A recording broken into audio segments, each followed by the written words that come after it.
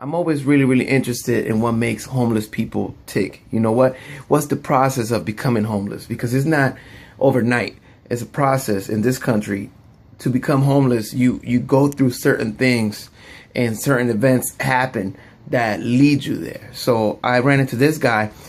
He's homeless. He was sitting outside of Starbucks. So I decided to talk to him for a little bit. I didn't edit this interview. I'm just going to play it as it is because I didn't understand a lot of things he was saying. And maybe it was just me. So maybe somebody watching it can decipher it. But hopefully somebody can see him and help him. And I wish him the best. His name is Ken. Here it is. I'm out here sitting with Ken. Kim? Ken. Ken. Yeah. And Ken is out here, you know, he's living life like a lot of people, just struggling a little bit, looking for a way to make it, you know, to live day by day and so on. So tell me what happened to you. What happened with you? We were sitting around. Some things that jumped off. There was a few people that decided to leave a little early. They said, well, I don't like what's going on around here. Mm-hmm. That people, they're doing meth and they're staying up drinking. I said, well, I agree with you. I think I'm going to leave too, but it got a little out of hand.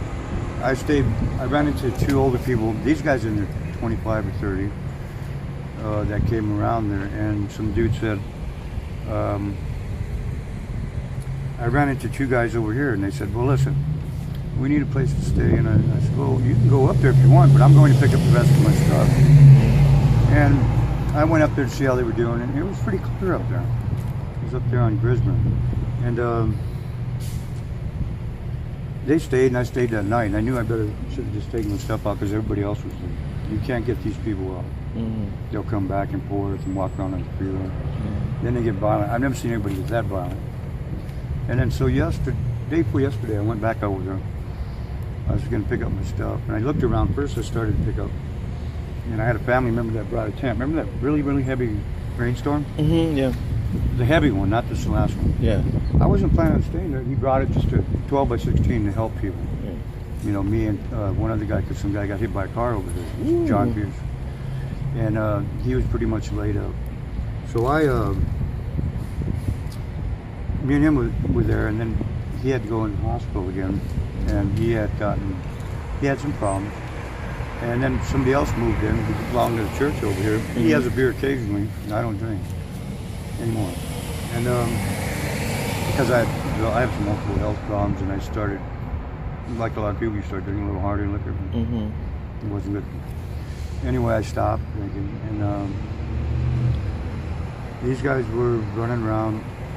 So two people from church, they left, you know, and I went back to get my stuff. And this guy walked up. I started to straighten up, and I said, oh man, you guys, sometimes they go in the bushes back there. And I started to straighten it up, and it was like, and then he turned around, I had my glasses on, he goes, says, turn you into the Vatican or something, whatever it is I did. He says, you're the devil. Oh, he headbutted you. Yeah, I'm 52 years old, going on 53. So he said that you turned into the devil or the Vatican or whatever? I don't know, he's going to turn me into the Vatican. Yeah, and see, other people started leaving early, and I was taking the lead.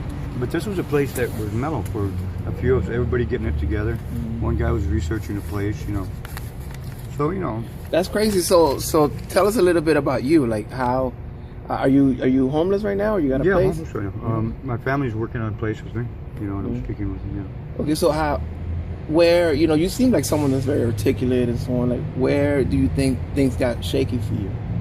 I come back down here from Oregon. I had some multiple health problems. I do. Just to change.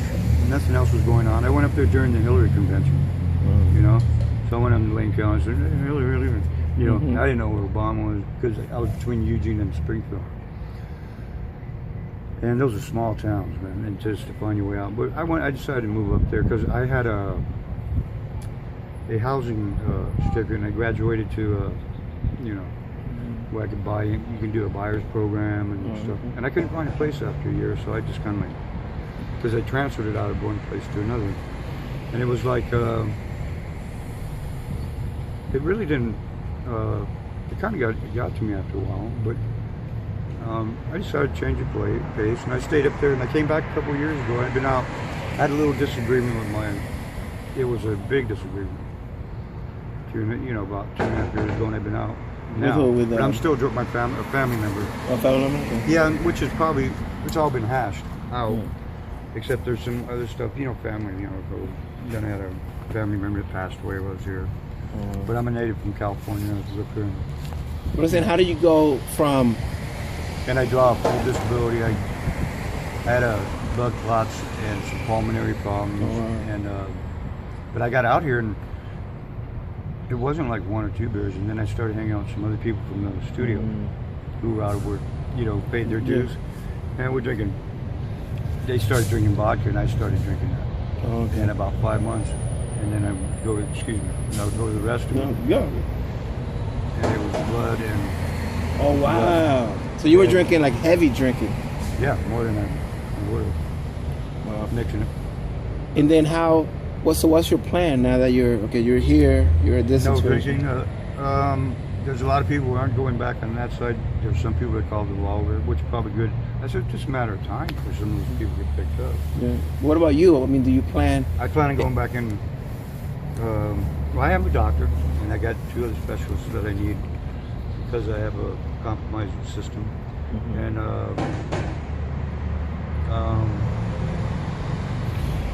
pretty much been kicking myself. And I call a couple people that they're pretty good. Yeah.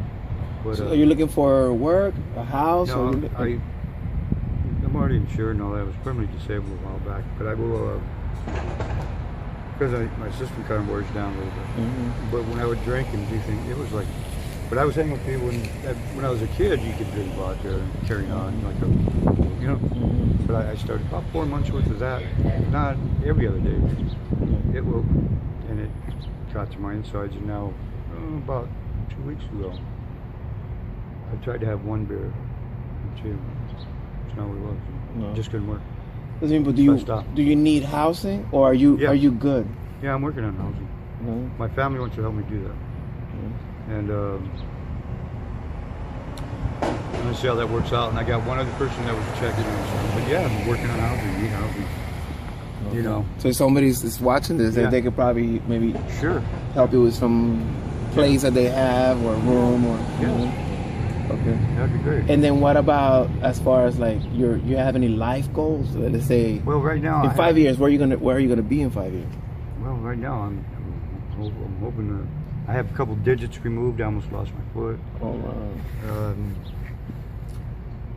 I'm just trying to regroup all because I just got some referrals for some specialty clinics, and you have to get therapeutic, and I need to go in. I had picked up a hernia here, growing hernia, and I got input. So I'm going in position now, and then pick up my references. So. All right. So if somebody wanted to find you, are you around here? Yeah. So we're over here in Burbank. Actually, they send me a comment. I'll tell you exactly where we're at, and hopefully somebody can. Well, thank you. Can look at you, and thanks a lot. Thanks a lot. Really appreciate it. Appreciate it. Thank you, gentlemen.